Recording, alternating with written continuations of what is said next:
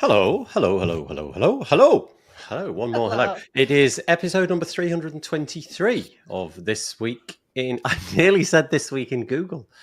I listen to a podcast very often called This Week in Google. In fact, I blatantly stole the name for this show based on that one.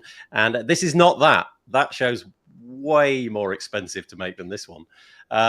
But this is This Week in WordPress. That's what we do over here. 323 of that. As you can see, I'm joined by three fabulous people all over the place.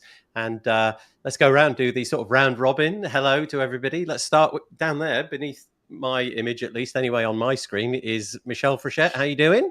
That's the easiest point. You can point up and down very easily. Left and right gets a little confusing. Yes, so straightforward. I'm doing fairly well, thank you. Yeah, Michelle is the co-host for today, and I appreciate her joining us. Let's do the little bio. I'm sure if you watch the show regularly, you know much about what Michelle does in the WordPress community.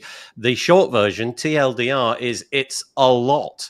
But here it comes. Michelle Frechette is the Director of Community Engagement for Stellar WP at Liquid Web. In addition to her work at Stellar WP, Michelle is the podcast barista at WP Coffee Talk, co-founder of easy for you to say, Nathan, co-founder of Underrepresented in Tech, creator of WP Speakers and WP Career Pages, the executive director of the shiny new owned Post Status. We'll get into that. Co-host of the WP Motivate podcast, author, frequent organizer and speaker at WordPress events. She lives near Rochester, New York, where she is an avid nature photographer.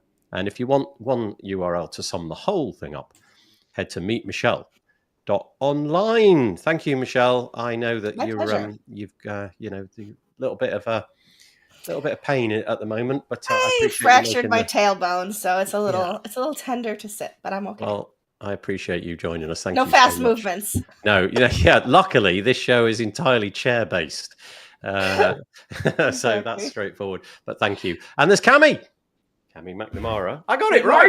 Good morning. Right. Yes, of course. Yeah, thank you so much. What time is it where you are, Cami? I hate to ask.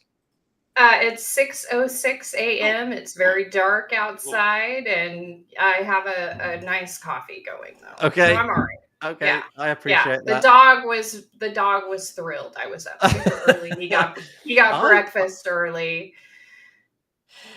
She's usually out walking or at the gym at this time though, and commenting in the comments. So she is the opposite of me. She is an early bird, and I'm not an early bird.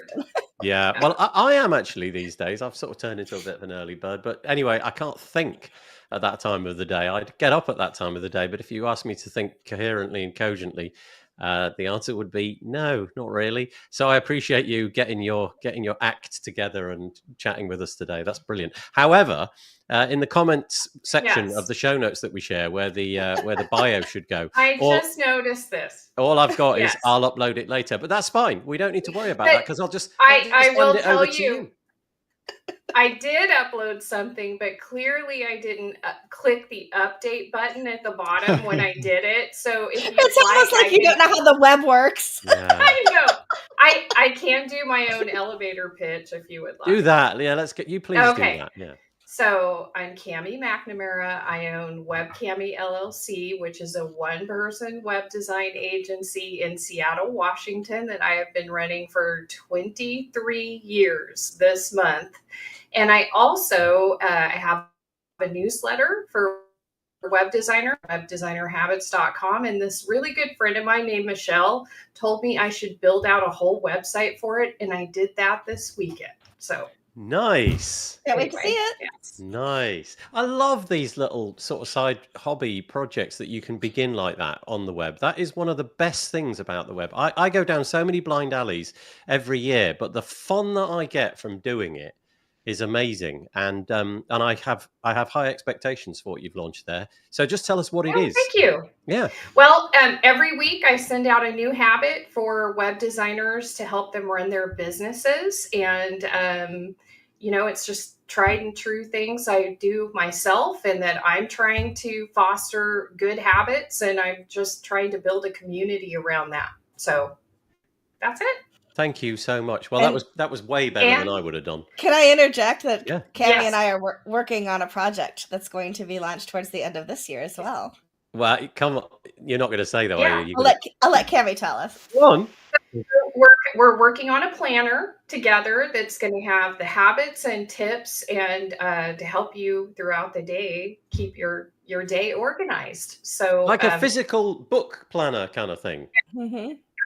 And cool. Michelle and meeting every Friday. So that's like the best part of it right now is that we have a Oh, interesting. Okay, so watch this space. Well, Cami, thank you so much for doing your own introduction there. However, our third guest has... I will. Next time I'll do better. It's okay. It's okay. Honestly, there's no... I'm not being judgy. There's no judgment here. It's fine. You mean our second guest? Yeah. However, Ross did remember to click the save button, so I appreciate that, Ross. How you doing, Ross Morsali? I'm doing very good. Good morning, good afternoon. Good morning. I've forgotten where you are in the world. So I'm currently in the north of Spain. That was it, Spain. That bit I couldn't. I knew I was jealous. UK history there, but yeah, I left the UK about 5 years ago. Yeah. Yeah, I couldn't remember that it was northern Spain, but I do remember the jealousy that I felt when you said those words, thinking, yeah, that sounds good. Okay, so in the UK at the moment, it's about 2 degrees centigrade, which is, I don't know in Fahrenheit, but it's not much. What is it where you are, Ross? Well, the north of Spain is typically not the hottest part of Spain. I'm actually looking at the temperature here. It says it's 12 degrees. Yeah, you see, that's nice. That's but if you go down to somewhere like Madrid, I think it's a lot colder at the moment. They have quite extreme winters and extreme summers. Yeah, well, anyway, not that extreme. Not as extreme as probably Cami gets, I would have thought, and probably Michelle, in all honesty. It's like minus a lot. We'll get to the weather in a minute, no doubt. Somebody will have sent us the weather, I'm sure. But you can see Ross right there. You can see underneath his name, it says searchandfilter.com. So if he is the creator of Search and Filter Pro, which is a plugin. And he also owns some lesser-known plugins as well. If you didn't know, Search and Filter allows you to build powerful search experiences in WordPress and integrates with all of your favorite plugins.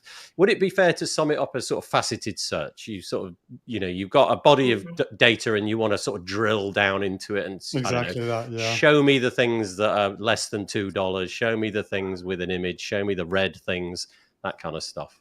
100%, exactly. I've got your elevator pitch sorted.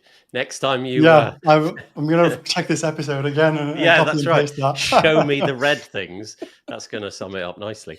So there's our panel. There is our panel for today. Ross, do you want to tell them our project working together? What? I'm kidding.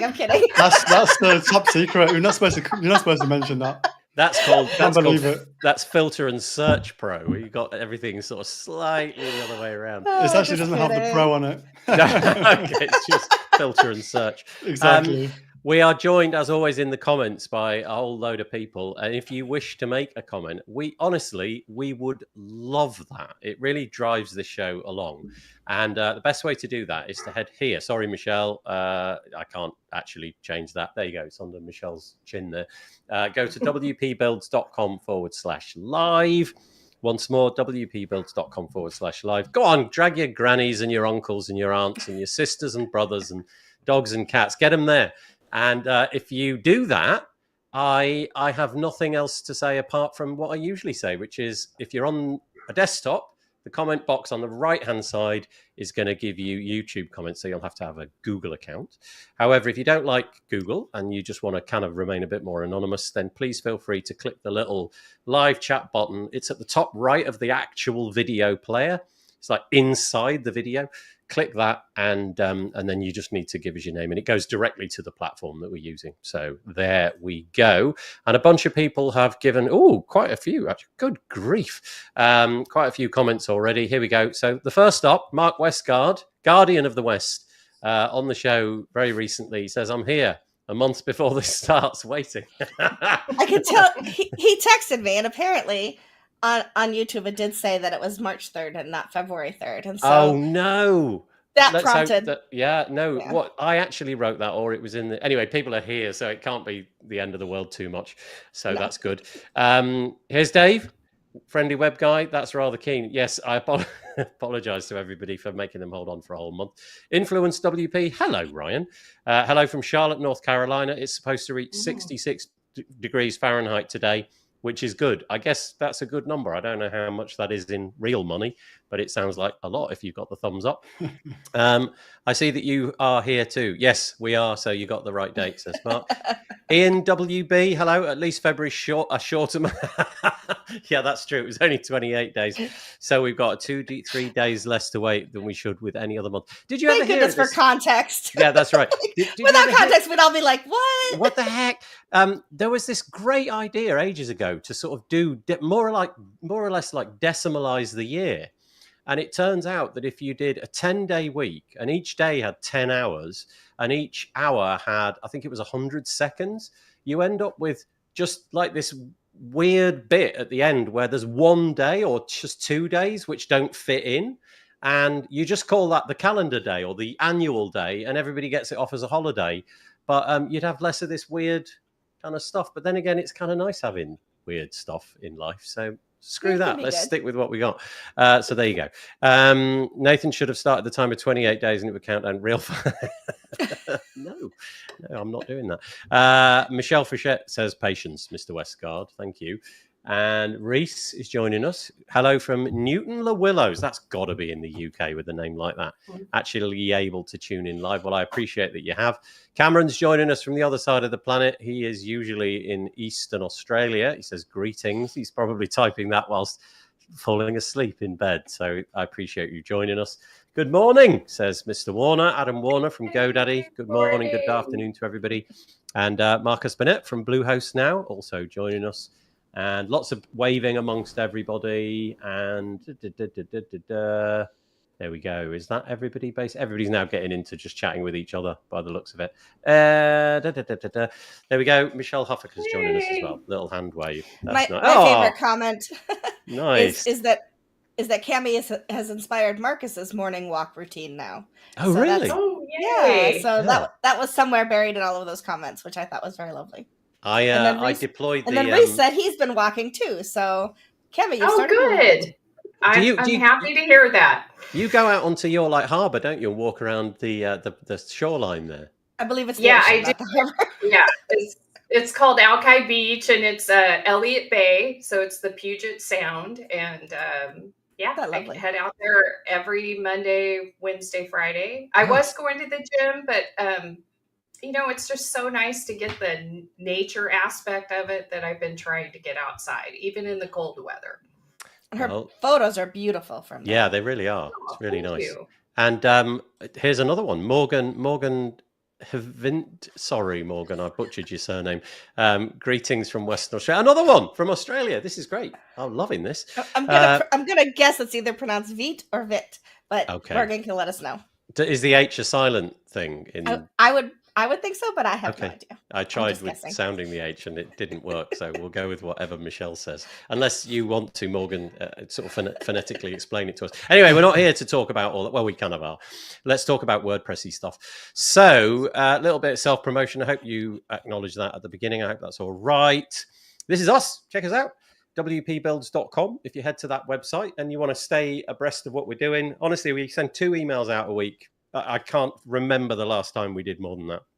It's just to say when this show gets parceled up, because we record it live like this, and it's fun to have the comments and everything. But then what we do is we bundle it up as a podcast episode, so it goes out into where our audience really is, which is listening on podcast players and things like that. And so it comes out tomorrow. So you get an email to say that's out. And then we do the podcast episode every Thursday where I interview somebody, not live typically.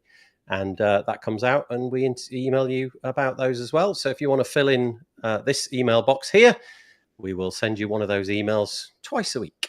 And as you can see, we're very lucky over here at WP Builds because we have 3 very fine sponsors helping us keep the lights on. So thank you so much to GoDaddy Pro, to Bluehost and to OmniSend for their continuing ongoing support. Keeps us going. And really appreciate it. Very, very, very nice to have those companies with us. Okay, that's that little bit. The next bit to say is that this is where we're at with the podcast episodes. If you go to the archive section, this thing that you're watching or listening to now will appear in here in This Week in WordPress under the archives. And the WP Builds podcast, that's the one that comes out on a Thursday. And you can see that I chatted to Mark a couple of weeks ago for our new nice show, we're calling it, where we're just relentlessly nice about things. And then I spoke to Ryan, who's in the chat, about Influence WP. And then for the first time ever, I cocked up and didn't put my podcast out. Ever. Like every time. I'm so annoyed with myself. Every time I've missed a podcast, it's been by design. It's by Christmas or I'm on holiday. I've never, ever missed a week. This week, I had it all in Descript. So I don't know if you follow anything about making podcasts, but Descript it looks like a Mac app, but the data is held in the cloud. So you think you're editing it on your device, but you're not. You're editing it in the cloud. And I put it into Descript so that I could take it on my laptop down to London and finish it off. The whole thing was done, tied up, dusted. Got there, it had deleted itself. And so today's podcast episode, let me refresh this page that we're on now. Hopefully, it'll refresh itself with a new episode. No, it hasn't gone live yet. I've scheduled it for some point later today. So I'm speaking to Birgit and Anne McCarthy, Birgit Powley-Hack and Anne McCarthy, but sincere apologies to them for messing that up. It won't happen again. I've now got a process in place to stop that happening. And I feel so bad about it. But, it just makes you normal like the rest of us, Nathan. Feet of clay. It's a human trait. But I got to London, opened up the laptop, thought I've got 20 minutes. I can just click the publish button. Nah, all gone. So anyway, there you go. It'll appear here. 406 is what's happening. And then I'd just like to give a bit of a shout out to, this is my last bit of showing off or self-promotion, if you like. Anna Herco. I chatted to Anna Herco from CrocoBlock about managing that business. She is so lovely. She is the CEO of CrocoBlock, and she really is very, very lovely. I didn't realize what CrocoBlock could do. I thought it was a suite of blocks because it's called CrocoBlock. Man, is it more than that. I think they were around before blocks. Yeah, so that's what they said. They had the company name CrocoBlock, which had nothing to do with blocks. Then blocks came along, and then it was a case of, do we change the name? Do we not? And they've stuck with it. But they do tons of products. So go and have a look, because Anna's the CEO and talks about the journey from being in support all the way to running the whole thing now. So it's really interesting. Tim Nash joins us. He says, I'm still opening her brilliant newsletter. There you go, Cami. He's talking about you. Thank you. Look at that. Isn't that That's nice? so nice. So the P is silent, apparently, Morgan says. It's Vint. Vidti. I think you mean the H is silent. The H is silent. The P is the smiley emoji that I've missed. Yeah, you don't say that part out loud. The H is silent. So it's but you see, to me that says Vidti. Do you think that's what it is? It's not, is it? No. It's Vit. I would guess. We'll go with whatever Michelle says. Okay. Let's go with that. That's good life advice. Let's go with that. Hello from Berlin. Hello from India. Very nice Max. to have you with us. Hello. Right. Okay. Okay, here we go. Here's some actual news content now. Let's get on with it. Right. So this is the first thing to say is that the training team has set some goals for 2025. If you've been following on in the WordPress space, the training team have gone basically from 3 years ago to being what now looks like a bit more chaotic than it is now. At the time, it was fine. But now they've really upped their game in the last few years. Everything is now beautifully produced. Loads and loads of, nice new training materials coming out, particularly on the Learn side of things. And I just thought I'd raise this in case you wanted to get involved with helping out make training materials. Very quickly, the WordPress training team's 2025 goals focus on expanding our global reach through enhanced marketing, improved content, accessibility, and stronger community engagement. We aim to increase Learn WordPress adoption through local events. I thought that was an interesting phrase. I don't know how you crowbar Learn into local events, but I'm keen to see what that means. Multilingual support and diverse online workshops while streamlining content management and contributor recognition. And then there's a bunch of stuff here which explains what's going to go on. But if you're into WordPress and you've got like a predilection towards education or training in some way, or indeed just want to be the recipient of that training, then go and explore. And if you want to be involved in the training, this article might be a good place to sort of check it out. It's called Training Team Goals for 2025. It was produced on the 27th of January. I don't really have anything to add. I just wanted to promote that. But maybe Cami, Michelle, Ross, you do? Is there anything you want to say on that one before we move on? I got nothing. Just it would be good if WordPress supported translations natively, because it looks like they're using Polylang. That was it, really. Okay. To expand on that more, what do you mean when you say that? Are you I think it's part of the WordPress's the next plan to add translation management within WordPress. Is that right? Yes, that's coming in phase 4, which we don't know when that'll start, but it'll be presumably some point. Yeah, fairly soon. I feel like that should have come a long time ago. But yeah, it's just interesting to see that they're using Polylang. Yeah, I'll just pop that on the screen actually. So if we go here, so I've slid down a little bit further. So this is the goals for where's it gone? I just had it. It was the top. Here we go. Q1. In Q1. So what they're working on now is taking the Polylang implementation from 90% complete over to 100% complete. I don't know what that means in terms of which languages and who's doing what and all of that, but obviously trying to push whatever goals they've got from 90 to 100. They're obviously quite rightly proud of a 90% complete barrier. But getting it to 100 seems like a lot. So then again, there's a perfect way that you could share your expertise. If, unlike me, you can speak multiple languages, that's a great way to help the team out. Even if you don't have any new content to add, you could simply be involved in the process of translating previously done content. And it feels like in the year 2025, there's going to be loads of new content. So that game will probably never go away. Okay, there we go. Cami, shall I move on? Yeah. Okay. In the chat, we have Mr. Mark Westgard, and Michelle brought this one to my attention. 30% off WS Form. Mark Westgard, I should say, he's the founder, creator, the man, the myth, the legend behind WS Form, and he's offering 30% off for a limited time because they are a sponsor at WordCamp Asia in the near future. And you can see here 30% basically on the agency license is going to equate to over $70, and you can see the other numbers here. But I don't know how long. Oh, yes, I do. To the 28th of February is when this is going to be. It would be longer if WordCamp Asia was in, say, a month with 31 days. Oh. Yeah. Well, I'll tell you what. Mr. Westgard is a very, very, very nice man. I went to him earlier this week. No, that's not true. It wasn't earlier this week. I went to him earlier last week. No, I didn't. I went to him late last week. Get it out your mouth, Wrigley. And I came up with this idea. I said, would it be possible to make it so that a WS form can be used to ingest comments on your WordPress website? So at the minute you use the the WordPress comment forms, and you kind of don't get much control over that. And I thought that would be a great use for a form plugin. I don't know if any of them do that. And it was about 9ish or 10 o'clock in the evening. Or something. No, it was in the morning. That's right. It was really early in the morning. And so I sent this thing thinking I won't hear from him because he'll be in bed. Wasn't in bed. He replied and he said, wait a minute.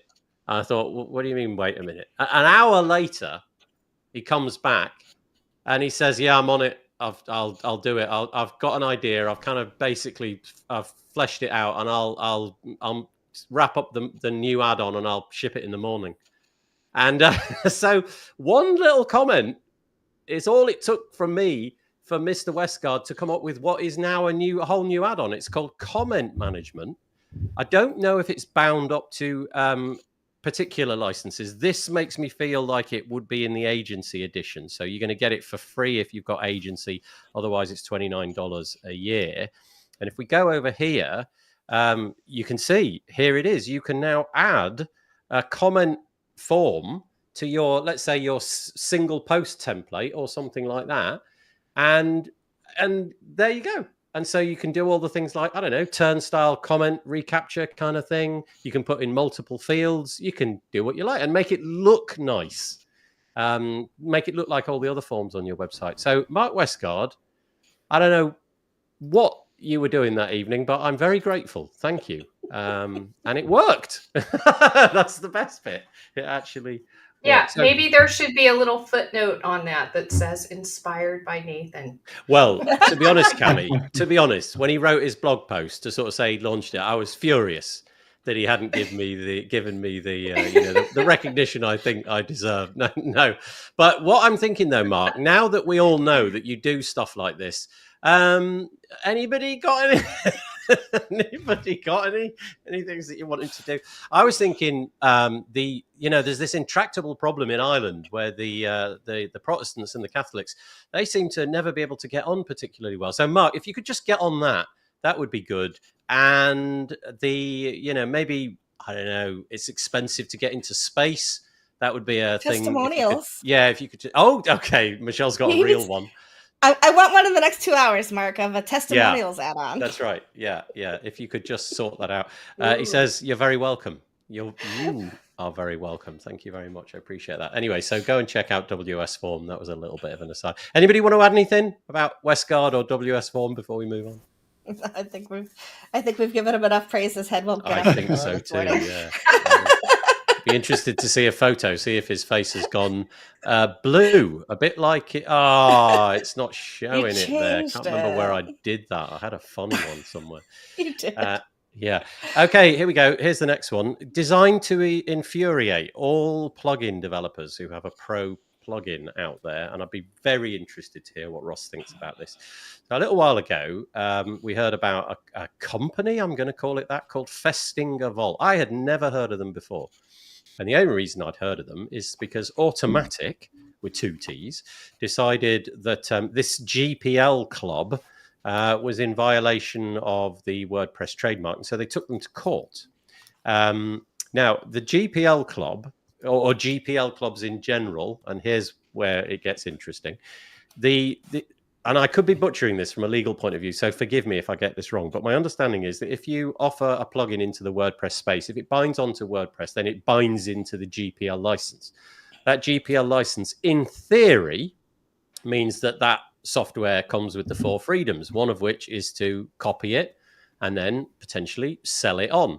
And so there's a bunch of these GPL clubs out there who make it their business to null plugins, take out all of the checks and balances for licensing and all of that.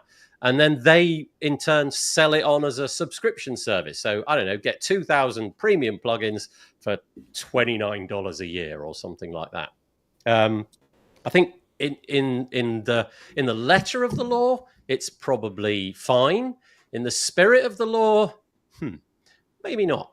And so Automatic took them to court, I guess probably won, because they are now saying in an announcement on the Festinger Vault site, in an unsolicited email sent widely across the WordPress community, Groot, his name is Martin Groot, said that he wouldn't be disclosing any details about the settlement, but added that he had removed all Woo and WordPress trademarks and products created by Automatic from his platform.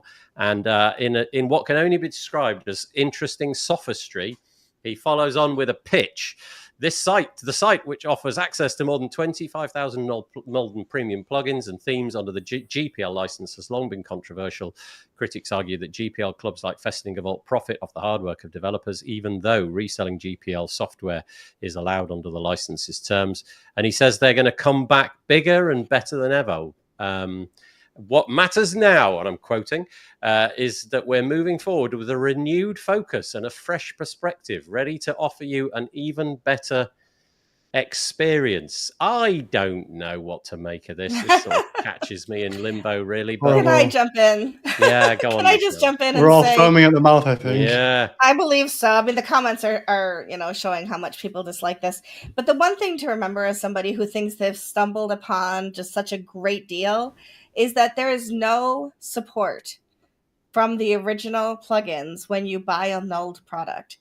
So if you buy any premium plugin from some place like this club and you have trouble or a plugin conflict or any of those kinds of things, and you try to open a support ticket with the original plugin designer and owner, they have no obligation to help you whatsoever because you have not purchased that plugin from them that came with updates and that came with support. So I just want to put that out there in case people think they've it's such a windfall. I've got 2,000 plugins for this really low price.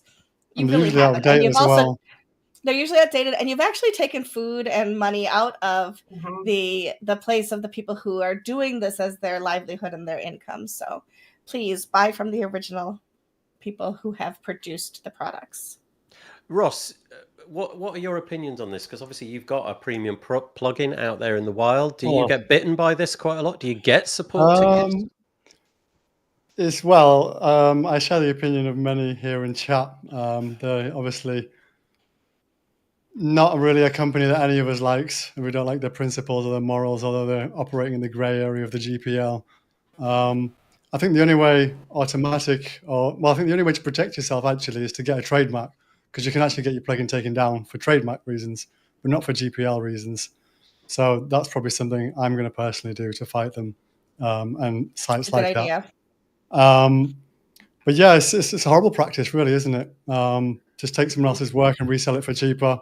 Yeah, I've got strong words that I won't share online, but yeah, there's not much you can do about it, really. I think we can sort of read between the lines that you're probably saying a proportion of what you would like to say, and that's fairly 30%. It's understandable. I get it. Hey, here's a thought, right? And again, this is going to show my legal ignorance. Is there any capacity to file trademark across a variety of brands? In other words, is it possible for a collective of plugin authors like yourself to get together and combine trademark? Or no, Michelle's shaking her head. As soon as the words exited my mouth, I was thinking, no, how would that even work? But no, even somebody like Stellar WP has to trademark each one of our products. Each one, yeah. Okay. So it's a very expensive, probably legally time-consuming process as well. So not cheap either. Yeah, what a shame that you've got to go through it. And all the while, this company, and to be fair, Festingervault is not the only one. There's more. I know that much, but I don't know how many there are. They're making a little bit of money off it, and like you said, it's the grey area. In a sense, the license for the GPL came about before premium plugins came about. It would be kind of interesting to see if there was another way of doing that, but with the way everything's structured at the moment, there isn't. You just have to go for them on trademark. You're using my Search and Filter Pro brand. You can't do that, so remove it. I've heard of some creative types doing clever coding kind of things to catch them out, but I'm not doing anything like that yet. No. There are some options, but we've got to keep those details quiet. Yes, yeah. I've heard some interesting. I'm not even going to say it because it would give some aspect of the game away. But I think some plugin developers have got ways of figuring out an awful lot of things without stepping foul of GDPR and things like that. It certainly got people angry. I was going to say, go ahead. I'm sorry. I think it's a disservice as a web designer to use something like that, and then your client ends up in the predicament Michelle is in, and they can't get support if you're not, supplying them with your agency licensing or getting a license just for them. So that's something that web designers should keep in mind. Like yes, it might be a deal to get access to all of these, but what is happening to your client when you pass the website along? Yeah, but also it's just creating so much confusion, isn't it? It's a bit like me, I don't know, buying a car from a secondhand dealer and then going to a different secondhand dealer and saying, something's gone wrong, can you just mend it for me? Well, it's like going to did you get it from us? What's that?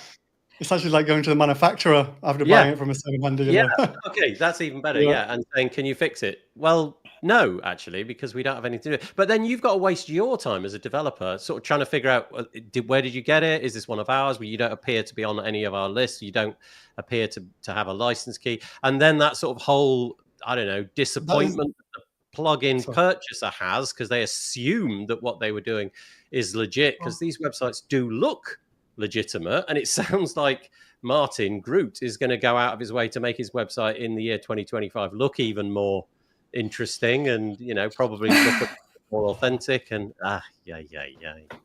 should we go through some of the comments about this? Not a single positive one, I'll tell you that. Okay, so Mark, who we've mentioned, WS Form, not one of my favorite sites. That was interesting. Yeah, that was saying it politely, Mark. Festinger Spam says Tammy Lister. Yeah, the article, by the way, I'm sorry, Ray Moray, I didn't give you due credit. This piece came on the repository website. It was called Festinger Vault Returns After Settling Legal Dispute with Automatic. 31st of Jan, Ray wrote that. So apologies, Ray, I didn't do that Can properly. we also just give props to Ray really quickly, because she is amazing as far as reporting what's going on, not just, sticking links in a newsletter, but reporting on what's happening in WordPress. So major props to Ray. Yeah, it's my job to stick links in a newsletter. That's what Same. I do. She actually writes actual content around it, and we're very, very, very lucky to have her. It's proper journalism from an actual trained journalist in the WordPress. But we are really lucky that she's around. So Festinger spam was Tammy's comment on that. This particular That's one, actually something they do. Yeah. This particular one makes it their business to stalk WordCamps and sign people up to their email list without them asking. Oh, gosh, really? I've got signed up to their email list. So they basically automatically hoovered up my email address from somewhere and started spamming me, selling back my own product, essentially. I'm sure we've all had it, essentially. Yeah. And then when you go to unsubscribe, the unsubscribe link doesn't work and you have to contact them directly, apparently, to unsubscribe. Yeah. Just block them. Legal robbery, says Shashank. Reese says, anything I say about Festinger Vault will be against the code of conduct and have to have an explicit tag. Okay. Well, no, but it's getting the sense of the community reaction to this, isn't it? Yeah, for sure. It's the experience that they actually don't stalk us. The new experience. Yeah. Well, that's the new version for the new year. Oh, the new redesign without stalking.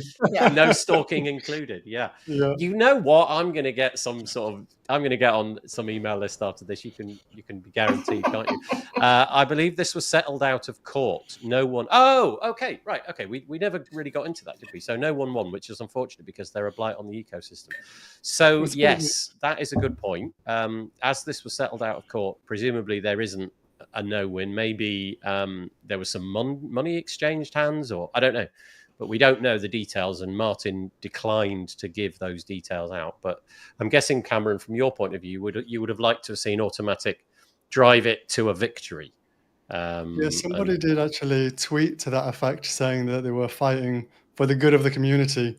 So I was quite surprised that they then just settled quietly out of court. Okay, interesting.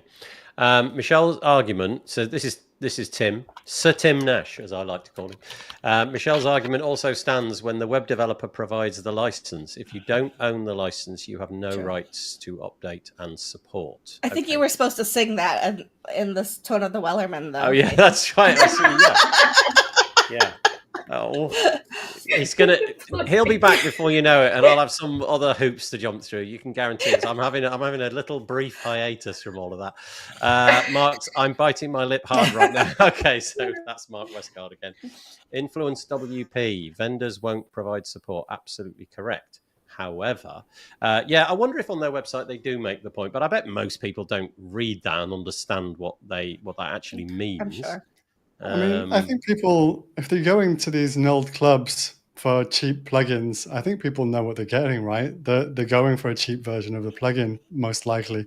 I think there'll be like a small percentage of people that genuinely don't know that they've been misled and landed there by accident, and it looks kind of official. Isn't that like a double... Sorry, Ross, carry on. I was going to say, I think most people genuinely intend to go get a cheap copy of a plugin.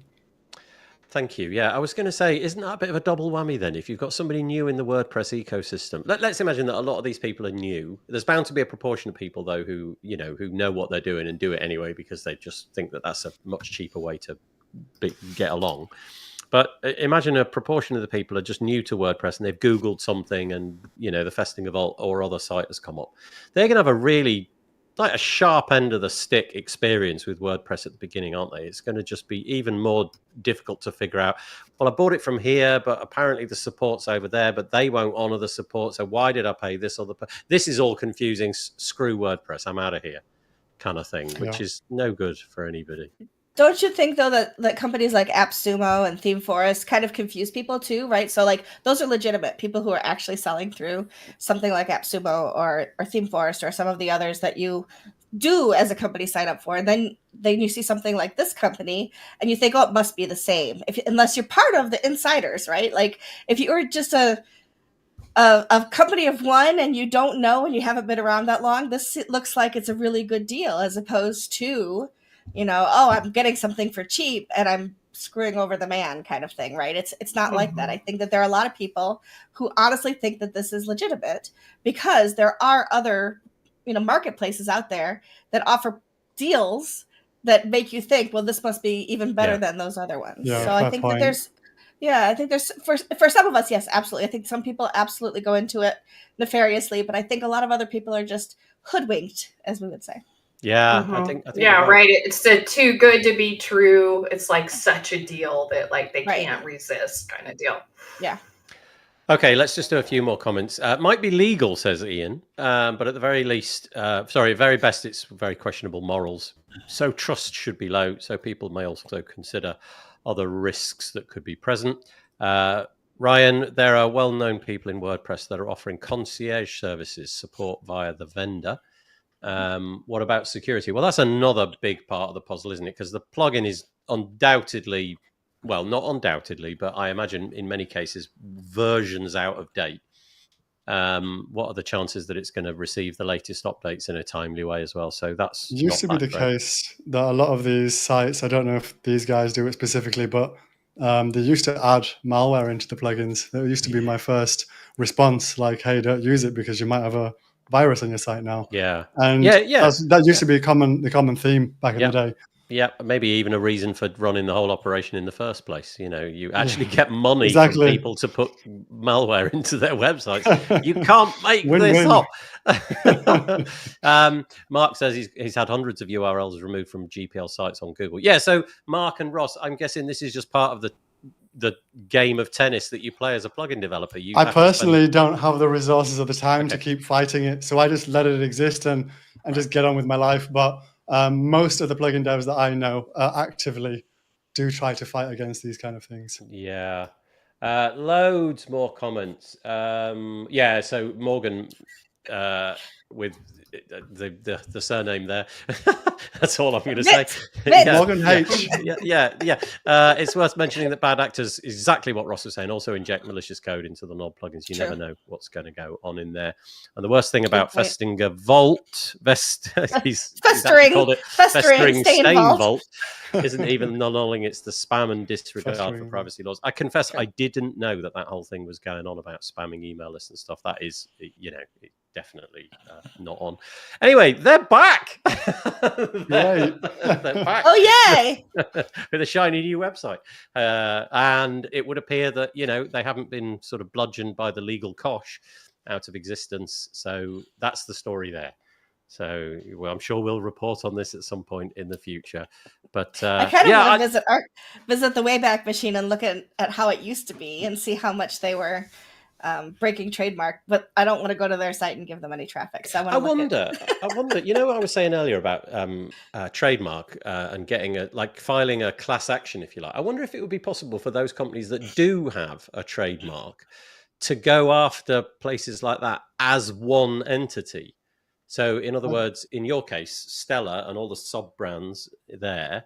And let's imagine that Ross had a trademark and he'd done all the paperwork for that and blah, blah, blah. This laundry list of plugin companies and vendors and what have you that have done that. If they could sort of join forces and obviously it would then be cheaper. Class action. Yeah, class action. A little bit less intimidating to do that. Yeah. So there's my idea of the week. Class action lawsuit. You heard it here first. So you're quite right, Tim. Marcus Group will be joining us next week on This Week in WordPress. He said, looking forward to Festinger owner on the show next week. Yeah. Okay. Before anybody gets excited about class action, that's action that's taken by consumers. Oh, so I was wondering that. Yeah. Okay. I will also just say, the only thing that I think is good that has come out of this is we actually know the guy's name now. It used to be very, very well hidden until his name has popped up recently. So we all know who to hate, which can be good news. It's really too bad that he can't just say Groot like that, like the character in the movies, right? Like all he could say was Groot. I am Groot. Yeah. Anyway, we've don't spent you over think, 40 right? I know minutes. this is apropos of nothing. Don't you think, like, I know this is kind of a weird thing to say. Don't you think that the word Festingavolt, just the way that word sounds a bit weird? Like, sounds kind of a bit odd. And Festering, kind of yeah. I think maybe it's something Yeah. from Dutch or something. Maybe I don't know. It Yeah. sounds more natural in Dutch, I think. Well, I mean, Yeah. if you just take the word fest by itself, it's celebration, right? So Yeah. fest comes from fet and celebrate and all of those things. So I think they were leaning that direction as opposed to the Okay. rotting corpse. Oh, yeah, that's kind of where I was heading. Yeah. Okay, great. Yeah. Okay. Lovely. Right, on that bombshell, let's move on. So, what's next? where did we get to? We got to there. Right, in which case, we're going to go here. We've got a hosting company piece of news and some Yeah. surprising stuff in here. So, the first one is that this happened at all. So, this article is on the worldhost.group website, a URL I'd never heard of or been to before. And it says World Host Group acquires A2 Hosting to create the world's most trusted, innovative hosting brand. So A2 Hosting, I confess I've never used A2 Hosting services, so I can't lean into whether or not I've had a good, bad, or indifferent experience. But they're definitely a name which gets thrown around in the WordPress space. And they have been acquired by this company. What was it again? World Host Group. And it says a fast growth. So this is from their PR stuff. So it's obviously going to be lined with just all sorts of positive language. World Host Group, a fast-growing global hosting leader with over 25 brand acquisitions under its belt, announces its acquisition of A2 Hosting, a high-performance hosting provider known for its commitment to customer service, etc., etc. We know how this goes, and then there's all the usual stuff about how things will change, how they won't change, and what have you. My first question to our panel, though, has anybody ever heard of World Host Group? No. However, I had never heard of Newfold Digital before they started acquiring things in our brand. Yeah.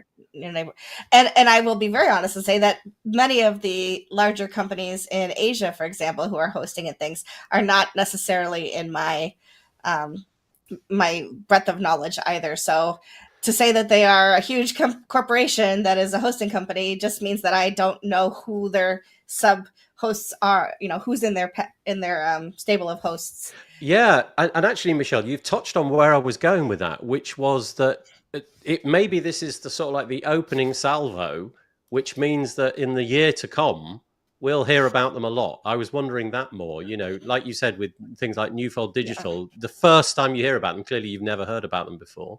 And then they were everywhere. They've clearly decided they're going to go in this big direction. WordPress was a big part of that. And I do wonder about this. I mean, acquiring A2 Hosting, it cannot have been cheap. They were and probably still are very successful, I imagine. And so I'm just wondering if this company's on a bit of an acquisition spree, and it's somebody that we'll hear of in the days, weeks, and months to come more and more as they probably try to carve out whatever it is in the WordPress space they're trying to carve out. So let me just say I'm on their acquisition page right now, and they've acquired A2. They've acquired Latin American presence with Columbia Hosting, Lux Hosting, Web Host Python, .easy, which is a Canadian brand that I used to use a lot, Wingu Networks, and Indian market with the acquisition of Hosting Raja.India. So so they are looking at different global pockets of hosting to acquire. Yep. So maybe a company we'll hear of in the future. Cami or Ross, anything on that? I've used A2 Hosting in the past. It's decent, yeah. So, and I read that little post was by Corey Miller, right? Yeah. So I just read that now. Yeah. So let me just say, I trust Corey, so I would therefore trust A2. And our friend Katie is also Katie Richards is also part of the A2 team. And Aaron Campbell. Yes, Aaron Campbell's also there. So that was an interesting little nugget, wasn't it? That sort of it didn't pass me by, but I forgot to mention it. So there you go. So Corey Miller, and we'll get on to this in a minute, actually. Let's do that in just a second. Corey Miller has moved on from post status as of last week. And whether or not this role was ongoing prior to that, I don't know. But this is, it says now. Oh, it was. Okay, great. It says Corey Miller, Chief Evangelist. And then there's an email address which has World Host Group as the end of it. So obviously, a thing that he's deeply involved in. And as Michelle said, if Corey's got his name to it, you trust it. So there you go. Well, World Host Group, keep your eyes peeled for news stories coming from them in the days, weeks, and months to come. I'm sure that we'll hear more. Ross, did you want to say something? Sorry. No, I'm just laughing at the chat there. 3 little hosts in a trench coat. That one made me laugh too. So here's something in there. So Ian says, seems to be acquiring just what Michelle said, I think, really. Lots of small players in order to create a global entity and then so reap the economies of scale, I guess. Typical acquisition strategy. Yeah, so from what Michelle said, I was trying to think and talk and listen at the same time, but sounded like there was a real geographical spread sprinkled all over the world. So maybe that is, in fact, the plan. Morgan's off. I've upset him far too much. No, it's late enough. He's going to get up early to research a new last name. Yeah. We should come up with a new name by the end of the show. I'm so sorry. I feel terrible. Bye, Morgan. Morgan, just know that my surname is also terrible and nobody ever spells it right. So it's not just you. I apologise in advance. Hopefully when you wake up and listen to this, you'll hear the apology. Right. Okay. That's that. Let's move on. So. Really interesting story came out of the Drupal space. And honestly, when did we ever talk about Drupal? This happened a little while ago. Drupal is a rival. Let's use that word. Rival CMS. When I first got into web development and using CMS, Drupal was actually my weapon of choice for many years. I absolutely loved it and probably still would. But I dropped into the WordPress community and found that to be, it was growing, it was interesting. So stuck around and I'm very happy that I did. But the Drupal platform has been going down in market share as WordPress has been going up. And I think over there, they've been having conversations like, how can we make Drupal more interesting to people again?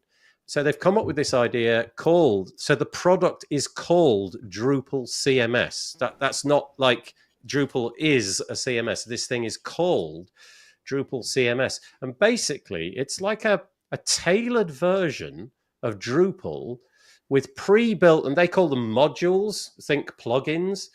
It comes with a pre-bundled, pre-configured set of plugins, let's call it then, so that content creators, marketers, those kind of people can just get going straight away. They can install it and the whole thing is ready to go. And they, the install process they outline in this article, which is called What Can a WordPresser Learn from Drupal CMS? It's by Pantheon. But then one of the interesting things which I really like is that the whole back end is configurable because they've got like these sort of panels. So I know that on the dashboard, you can move things around in WordPress, but that's about it. Apparently in this, you can move more or less everything around. So you're not limited to the UI that you get. You can modify the UI. But also, upon installing it, you get this list of things which you should tick off to make the thing as useful as possible. So, I know it's nothing, but it says, it's not a lot, but it says things like create content, choose recommended add-ons, browse modules, create content type, change site appearance, invite users to collaborate, edit top tasks, etc. But it's just another little way of helping people out. And no doubt in time, that like little laundry list there will change. I just think this is really cool. It's like imagine that you're a real estate vendor and you want a version of WordPress which is pre-installed with all the bits that you need. Or if you're a marketer, or if you're an editor for a newspaper, you want to download a basic version of WordPress that has all of those things pre-configured. And it comes from the authoritative source. It's not some sort of, concoction made by a third party. I just thought that was really interesting. And judging by the looks on everybody else's faces, I'm the only one with that opinion. No, I really liked it. I have the same issues as with the article. It's quite hard to get going, at least if you want to set up a dev environment or something like that to play with. But I did load up the announcement, the launch video that they did and all that. I quickly exited because it was a very long video. But I'm super keen to see, what other people are doing. And I thought it was really well timed launch, considering all the drama that's been going on in our industry. And I think it's good to have competition, but I will just say it's quite tricky to use. The CMS is like supposed to be the easier to use version of Drupal, but it's still very difficult to get going with it. I imagine the dashboard is nice and easy, but to get to that stage, there's a whole lot of work in the way. They've got a beautiful graph on the website. Have you seen this lovely graphic here? No. It's brilliant.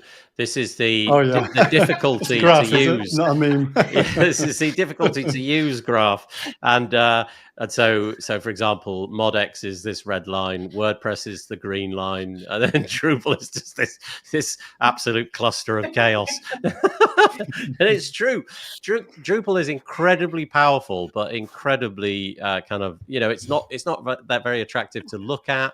So I think good on them. I think it looks really nice, the admin area and everything. Yeah. It looks really, really good. But also just the idea that coming out of like the official thing is now there's another official thing.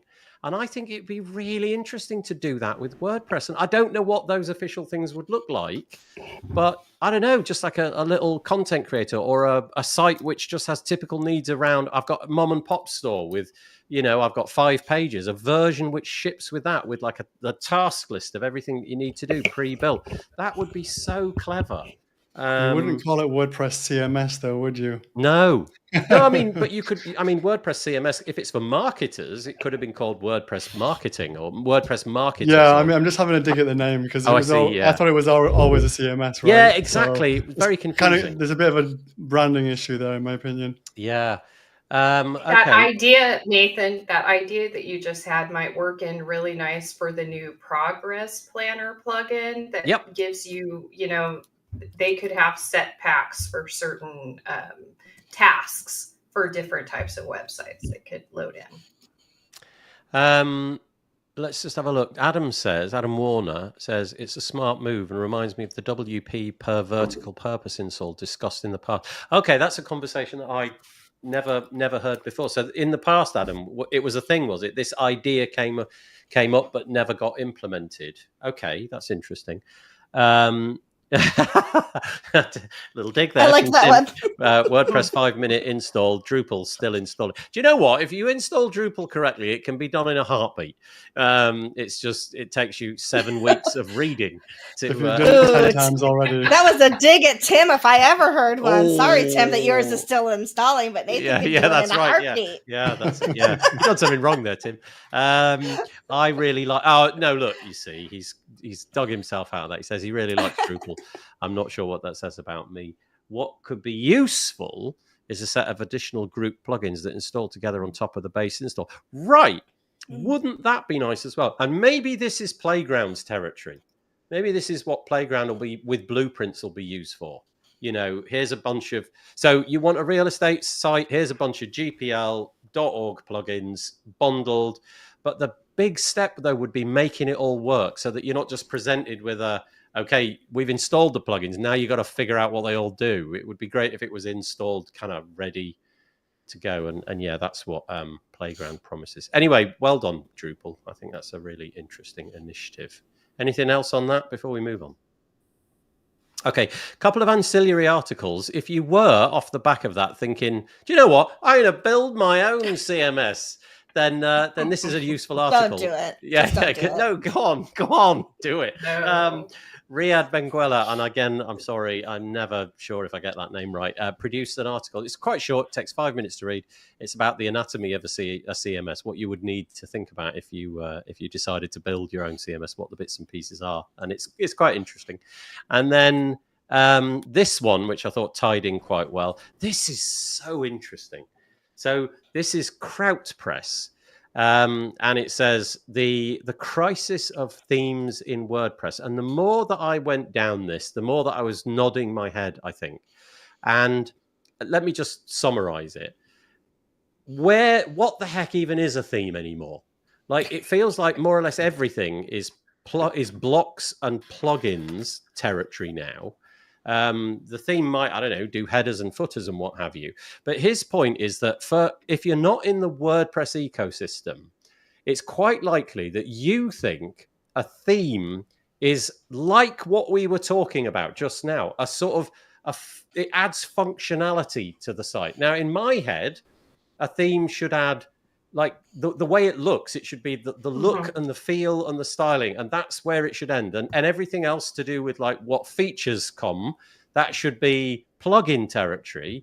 But theme authors for the longest time have been leaning well in the other direction and bundling in functionality. Just go and have a look on Theme Forest to know what I mean. You know, like, you want a real estate theme, you want a, I don't know, bricks and mortar shop theme, and you buy it. And so this is now the expectation. And so the article is saying, how do we pitch what these new themes are? And there's a lovely piece here where Jamie Marsland says, just some background. He says, I've trained over 5,000 folks on WordPress now. These have been in classroom settings, universities, within companies. I can give a complete beginners a classic theme, and within 10 minutes, they're happily customizing their themes design, changing layouts, changing the header layout, using all the customizer and so on. I've run a block-based theme course for the past 2 years to teach the same thing in a block theme course. It takes 2 hours. So he's saying it's like significantly longer, not exaggerating. I love block themes, but the steep learning curve is a drag on adoption. And the more I think about this, the more I think Jamie is probably right. Had Tammy on the podcast recently talking about this. I think the new way of doing themes is way better than the old way of doing things. It makes it so that anybody with a mouse can do more or less anything, but they are really difficult to begin with. And so, panel, I want you to solve that problem in the next 6 minutes. Go. I don't know what you think about that. It sounds like a really good advertisement for the Page Builder Summit, if you ask me. Yeah. Thank you. The good pitch there. By the way, that's coming around. We're going to do that again in May, but I haven't really got into the advertising of that. But yeah, I don't know. I don't know if it, like Cami, you're in this business of you take websites, you install WordPress, you do things with it, you hand it over to a client. Are you using block themes yet? No, I use Beaver Builder. So I'm a Page Builder user, and I use the Beaver Builder theme and Beaver Builder Themer, which allows me to really customize that look exactly the way I want. And my clients, they get it. They really enjoy using it, and I'm not being bothered to do all the small things. They can do it on their own. But before Beaver Builder, I was using Genesis themes. And so you'd load a theme and you were really kind of stuck with what it looked like unless you knew how to code, which always was a problem for the client. So I feel like the page builders are fulfilling kind of a need because my clients, they use the block editor for blogging, but that's about the extent of what they're able to master. Peach and Eri's joining us. She's obviously, fully conservant UI, UX and all of that. And she says, I think the way forward is industry-based templates now rather than themes. And Peach, you couldn't have been reading my mind more than you just were, because I put this on the screen to highlight in a moment. And she's so in this article, the CrowdPress article, it says, just look at how the competitors are handling it. And let's take the top one, which is Squarespace in here. The homepage of Squarespace prominently features a templates link leading to an interactive wizard recommending templates based on the user need. So that would be, are you a this? Are you a that? Do you run in this kind of business? Do you run in that kind of business? And so on. And you can, for example, navigate to a real estate and properties category and click a button and you're off to the races. Wix, something similar. And then Elementor, obviously right in the WordPress space, the Elementor kit library is slightly harder to find, but still embraces a utility-first approach. Elementor does not have the dedicated real estate category, but it features things like business and agency. Users can find templates like personal chef website kit or real estate agency website kit that directly solve their specific needs. And the more I think about it, the more this sort of seems to make sense to me, that this is the way that we need to, just selling it into the marketplace, make the people of the future WordPress users understand what's going on. So there. I think Divi's really good at doing that as well. Divi has a whole bunch of templates for all kinds of different industries as well. But if you go to like the let's say, for example, you look at 2025, which is the latest WordPress default theme, it doesn't, I mean, with the best will in the world, I love all those things, and I've actually installed it recently and played with it and made it do exactly what I want. But it doesn't, it's not got that kind of hunkering down into one niche. And I think that's an important part of the jigsaw. You know, if you're a developer, you don't need any of that. But if you're just an end user, then you probably do. It probably would help. And now we've got, maybe it's patterns that will be the solution for that. I don't. Yeah, I was thinking maybe it's patterns and templates. Yeah. In that Cadence case, do does we a lot even of need that. a theme? We just need a theme, a single one-off theme, which handles things like, I don't know, headers and footers, and that's it. You're off to the races. You don't need to have all these complicated themes and things. I'm not going to solve it. She I will say says, Cadence does a lot of that actually already. yeah. So, you know, with the block builders and things like that, that's built with the Cadence. And for those who aren't proficient with that, there's a ton of templates that are for different kinds of industry that I've used myself to spin up a site very quickly. So, And doesn't Cadence also do like an AI kind of wizard as well, where you can, we do have be that asked now, a bunch yes. of questions and then it will spit, like, are you a real estate? We call them real estate agents, Right. and you know, and if you are, answer a few more questions, and then, you know, the typical write 1,000 words into ChatGPT or something equivalent, and it whirs in the background and gives you something that you want. Like, will it be the perfect thing if you want to spend an absolute fortune for the you know, the bespoke, utterly unique website? Right. Probably not. But will it get most people across the line? Yeah, probably will. It gives you a starting point, something you could edit. Yeah. And love our ESP, says Peacher. ESP. Oh, extrasensory perception. I get it. Yeah, we were communicating across the airwaves there.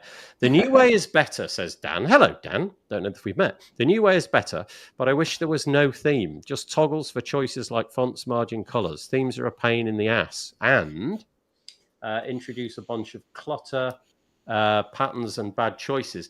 That was kind of what I was trying to allude to, I think, Dan, is that it does seem almost like the theme is becoming a little bit irrelevant. And, you know, for the headers, you just choose a pattern. For the footers, you just choose a pattern. And everything in between, you just choose patterns. You know, it's almost like WordPress is available to everybody at their level of knowledge and ability. Yeah. That's, Michelle, summing it up nicely there. And the other Michelle Huffaker says, she is such a lovely person. She really is. Yeah. Yes. I feel that page builders get short shift from developers, but a designer, I can build anything I need with Divi. Yeah, there is that. I think, Michelle, I think you're definitely right about that. Developers, I think when page builders came out, developers looked at them from a long way off and thought, but now some of us make a perfectly lovely salary just by using things because we're not developers. Yeah. Again, WordPress is everything to everybody. And if you look at the rise of WordPress over the last decade, I think a lot of it has been driven by WYSIWYG. Yes, a lot of it. Elementor is huge. Yeah, I think Elementor, I could be wrong about this statistic, but I think Elementor is now something like 26% of WordPress installs. Something like that. They advertise as being a percentage of the web these days. I forget what percentage that is, but yeah, I think it's like 14. It's in the teens. Huge. Like, it was big. I saw that too. We had a period where Elementor was in the news all the time because it was just, you know, it just kept clipping up, and now it's kind of gone out of that news because it doesn't have that same, it's getting bigger and bigger. I mean, it's just sort of presumably matured.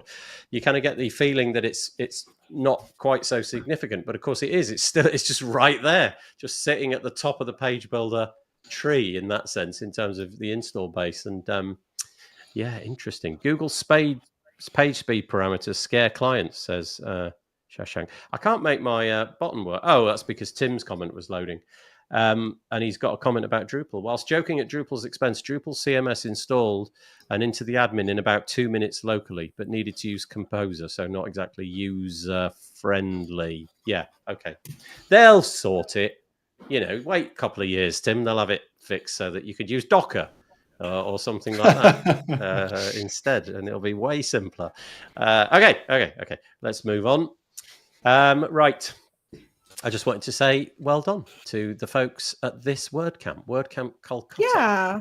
2025. Congrats to them. Yeah, indeed. Yeah, they. It sounds like last week they all came together. There they all are. I don't know if that's the the entire attendee lot, or if that's just the people who organise it. I'm not sure, but nothing to add apart from saying, "Yay, bravo, congratulations!" And Michelle, you're going to WordCamp Asia, I'm guessing, in the next few weeks. Yes, You're I all am. set? I leave 2 weeks. Yes. I'm excited about it. I'm on a panel discussion on AI that's going to be moderated by Taco, and will be added to the schedule very soon, from what I understand. Nice.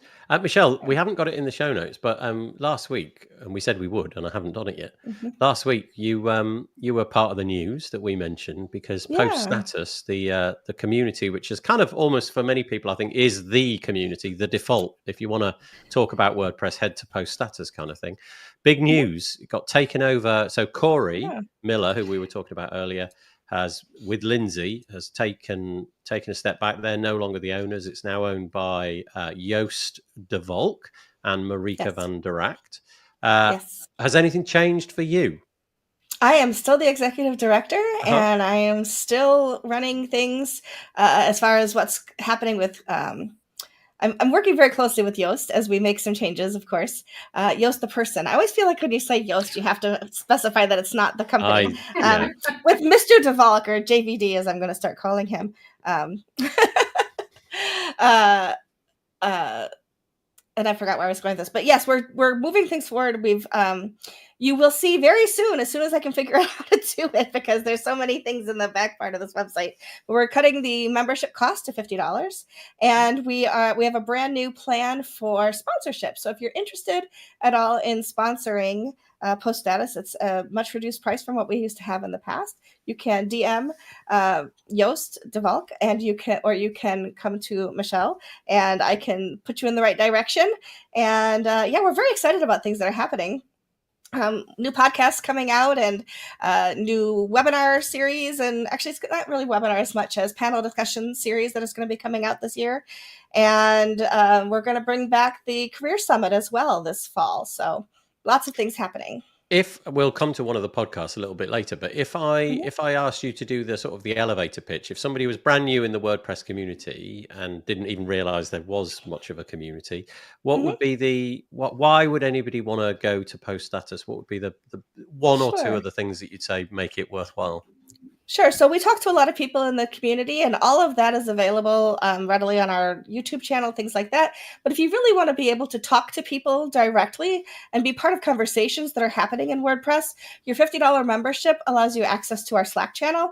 And there's a lot of conversations that happen in our Slack channel, as well as meetups on the monthly meetups for agency owners, for product designers and developers, and for just general professionals in the WordPress space. So it's just it's a place to see and be seen. We do have a lot of lurkers, a lot of people that just like to be adjacent to the conversation and see what's happening in WordPress, which is great. But it's also a place where if you want to join the conversation and be heard, it's a great place to do that as well. Would it be a place where you can get like technical help? Like, let's say you've got a coding problem. So, do you have a channel for that? We do. We have a developers channel. We have a hosting channel. We have a business channel. We have a marketing channel, like all of those different things where people can, we have an HR channel. So if you're having any of those kinds of questions, it's a great place to just ask. And I would say 99% of the time, people are very kind in giving solutions. Every once in a while, somebody cracks a joke and they think they're funny. Sometimes they are, sometimes they're not. But don't take it personally, because it's always just human beings helping other human beings. Poststatus.com. You can go and check it out. And I don't entirely remember what the old rates were, but you mentioned $197, so it's coming down to $50. So it's a fourfold, like a quarter of the original price. Correct. Okay, so that's all available now, or soon, when Michelle's got the form up and running. If you want it now, message me and I will come up with a discount code for you to be able to get it through the current form. Yeah, if only there was this bloke, like, I'm imagining a guy, let's call him, I don't know, Gark Bestguard or something like that. Just make up some fictional guy who could sort of figure that stuff out for you at 4 a.m. Well, I'm in the process of putting WS Form on this site, so I can lean into my WordPress bestie to help me solve problems when I don't know how to do that. Yeah. And the follow-up question, which of course everybody wants to know, is: do you ever sleep, Michelle? What I the heck? do actually, Yeah. but I average about 4 hours a night because if I go to bed earlier, then I'm up at 2 in. So I'd rather stay up till 2 in and get up at 6 or 7 in the morning. Cami, you said what I was thinking. Oh man, 4 hours. 4 hours. No.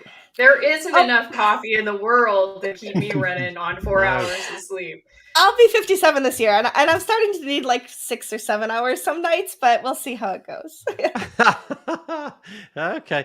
Anyway, prostatus.com. Check it out. Thank you for right, we're going to mentioning move on. I'm going to miss a few things out along the way because we're sort of running out of time.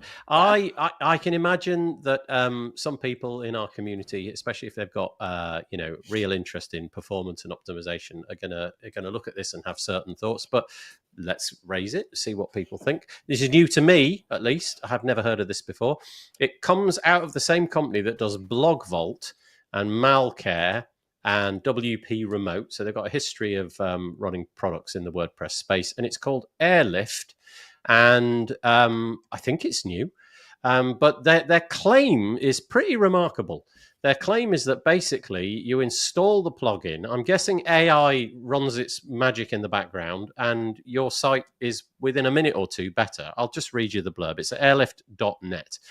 Ultra-fast WordPress sites with a click of a button. Airlift will instantly speed up your WordPress site and boost your Google Core Web Vital score. It's a complete performance solution for website, including caching, CDN, image optimization, CSS improvements, and more. So some of those things at the moment, it's quite likely that you're probably going to a variety of different vendors for those kind of things. And then all of the marketing blurb, I'll just scroll down because here's what they claim. Incredibly easy to set up, no manual configuration. So that's curious. Install the plugin on your site, set it up in 60 seconds. It will automatically configure the plugin. And then it says, let Airlift do the best. Your website is now ultra fast. So they really are making a claim. Install a plugin, click a button, and then you're done. Now, I have obviously not tested this. We have Remkus on the show, and Remkus talks a lot about speed and optimization. I know that he's got this like really finely tuned process, which really takes a lot of effort and thought and heritage, figuring all this sort of stuff out. So I don't know, Cami, you said you'd had a bit of bother trying to even get on their sign up form. Yeah, the sign up failed for me, but I'm going to still pursue it. Like, I'm very interested to see what it will do because they do have a free version and it can't hurt to try. I mean, I use WP Rocket and a lot of other little tips that I do along the way, but it's interesting to see if it really does what it claims that it does. Yeah. What would be your sort of metric? Would you run it up against like a site that you've got for WP Rocket and compare the two things? Or would you just see, okay, it's working? Yeah, I spun it as I told you all before we started. I just launched Web Designer Habits as a full website yesterday. So I was reading our show notes thinking, hey, I'll just pop this in here now and see, because I was doing speed testing at the time. And so I still plan to do that because I do want to try it. But yeah, I think it's always interesting to see if something that you don't configure actually does the trick, where, something like WP Rocket has a lot of configurations that you have to dial in.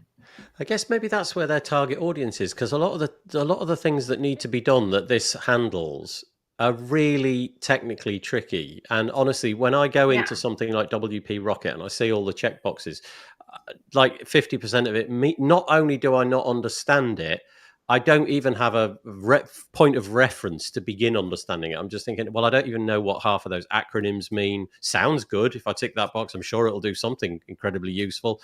But the promise here... Or it will break your website. Just kill everything. That can happen too. Yeah, that's right. But the promise here is we'll just do it all. And you don't have to think. It's literally download, install, activate. So we'll have to see how that works. I'll report back. I'll let you know. Okay. It is from the same people who have Blog Vault and WP Remote and Malcare. Yeah. So they've been around for a little while. And they really have. Yeah. Akshat, the CEO, is quite genuinely one of the nicest people I've ever met. Just profoundly nice individual. So that you were saying about Corey and his name being attached to the World Hosting Group, like we mentioned earlier. I have the same. Mhm. I have the same sort of intuition around Akshat. I just sort of feel that he's such a nice guy. But the proof of the pudding will be in the testing, and obviously it will be for people like Cami to try it, and Remkus and all the other people in our field, and give it a go and see how it performs. But there it is. It's airlift.net. Ross, you didn't get a chance on that one. Did you want to say anything? No, I don't have too many thoughts on it. Just very curious as to what it is that is going to automate. With great power comes great responsibility. Yeah. So let's see. Let's see what happens when you press go on that. I guess the fun thing about things like WP Rocket is that you can click that button and it'll do one extra tiny little thing, and then you can ponder that for a bit and think, what was the result of that? I imagine you can drill down into the settings after it's done it all for you. So maybe it's like the onboarding is all automatic, but then you can go in and tinker. I don't know. Yeah, I mean, it doesn't seem to make that claim, but let's find out. Okay, when they launch it and people start playing with it, we will soon see. Airlift.net, go check it out. Tim Nash, who knows his way around all of this kind of stuff, says caching can and will screw with you. The other Michelle Hoffaker says, Tim, I second your comment. So there we go. Go check it out. Have a play. See what you think. Okay, last couple of things. The first one is to say that it's still a thing in the year 2025. People are still using WordPress plugins to try and get you to display content on websites so that people will click on it and go to other mysterious places. One thing you could do is not download null versions of software from GPL clubs, and that might help. You never know. But I just thought that was worth mentioning. The TechCrunch piece. This stuff is no good for our community. Like when a big place like TechCrunch has the word hackers, hijacking, WordPress, Windows, Mac, malware in its title, honestly, the world is a worse place for all of us, because it's just going to be, your clients are going to be phoning you up. I saw that these kind of things are happening with WordPress. It's insecure. It's an interesting article anyway. Go check it out. And I would urge everybody to read this. This is such an interesting article. It's not about WordPress at all. It's just about somebody who really does know their way around the security landscape. Very, very, very nearly falling foul to a bunch of hackers who phoned him out the blue and nearly got him to click on something which would have started to do bad things in his life. It's just one of those fabulous stories where you can see all of the things going wrong only because he's written about them. But I reckon that if I was him, I would have ended up getting caught. And that kind of stuff scares the bejesus out of me. You get a phone call out the blue. Everything seems so legitimate. And just there was one tell which gave them away. And it was technical. And you had to be technical to understand the number 84. So go and read that. But does Google ever really call anyone? Like, I tell my clients this all the time. It's not Google calling you, because they will get these spam phone calls and I'm the first person they reach out to. And I'm like, Google's not calling you. Yeah. So I'm just curious as to, I really feel like that's not even a thing. I think that the vast majority of people don't have that intuition still. I think, especially, like, I can give you an example of my parents the other day. My parents did something that I would never have done in a million years. And because I'm cynical about that kind of stuff, I've learned the cynicism of, well, that's a out the blue call. That's probably suspicious. My parents don't have that cynicism, which is good, but leads to them getting caught out. And you're right, my insurance company the other day legitimately phoned me out of the blue, right? And I knew it was them because I'd been on the phone to them about 10 minutes before, right? But they phoned me up and they then asked me to go through security. So they started saying, what's your address? And I said to the lady on the phone, I said, you just called me. I'm not going to give you my address. You just phoned me. Point me to a website, the legit website. I'll find the number. I'll phone you back and we'll carry on the conversation. And she was really stunned. She was saying, what? But you know it's me. I was like, I know it's you, but it's the principle of the thing. Yeah, Right. for Exactly. sure. You can't have be to too be careful. that careful. Oh. Yeah. Sad days. Seriously. Reese says, nearly got scammed because I was signing up for a PayPal account at the same time that PayPal scam got in touch with. Wow, that's a bit like what I was saying. The PayPal people got in touch. Well, the fake scammers got in touch with them at the same time he was setting up a PayPal account. Wow, that's so interesting. The tech, Tim's great to hear, Tim. Thank you. The TechCrunch article is such a poor hatchet job. Hackers are exploiting outdated of WordPress plugins. Shock. I was going to ask if it was clickbait. Yeah, unfortunately, TechCrunch, the distribution of TechCrunch is massive, isn't it? And so whether or not it's factually correct, yeah, sadly, those are the words that are going to land. But yeah, I think you're right. Thank you, Tim. Appreciate it. Okay, where should we go to next? I was just going to say, my biggest scam fear is when they're going to get AI to phone you up as your mother and ask for help or something like that. That's got to be on the roadmap for the next few years. Those scams are going to be everywhere. Unfortunately, Ross, that's not theory. That's now happened. Yeah. Yeah. There was I think I've read about it as in it's happened that way, but I've not known anyone. When was it? I think it was in November last year, something like that. And it was a dear old lady. Could have been in the UK, can't remember exactly, but basically got a call from an alarmed grandchild.